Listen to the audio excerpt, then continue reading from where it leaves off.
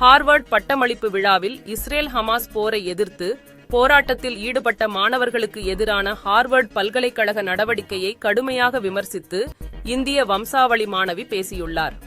Israel Hamas போருக்கு எதிர்ப்பு தெரிவித்து அமெரிக்காவின் பல்வேறு பல்கலைக்கழகங்களில் மாணவர்கள் போராட்டம் மேற்கொண்டனர். அந்த வகையில் ஹார்வர்ட் பல்கலைக்கழக மாணவர்களும் போராட்டம் மேற்கொண்டனர். போராட்டத்தில் ஈடுபட்ட மாணவர்களை காவல்துறை கைதும் செய்தது. மேலும் பாலஸ்தீனத்துக்கு ஆதரவாக போராடிய 13 மாணவர்கள் பட்டம் பெற தடை விதிக்கப்பட்டது. இந்த சூழலில் அவர்களது வகுப்பில் பயின்ற இந்திய வம்சாவளியை சேர்ந்த ஸ்ருதி குமார் ஹார்வர்ட் பட்டமளிப்பு விழாவில் பேசுவதற்கான வாய்ப்பை பெற்றார். அப்போது போராட்டத்தில் ஈடுபட்ட மாணவர்களுக்கு எதிரான ஹார்வர்ட் பல்கலைக்கழக நடவடிக்கையை கடுமையாக விமர்சித்தார். மேலும் மாணவர்களுக்கு ஆதரவாக பேராசிரியர்கள் இருந்ததையும் சுட்டிக்காட்டினார்.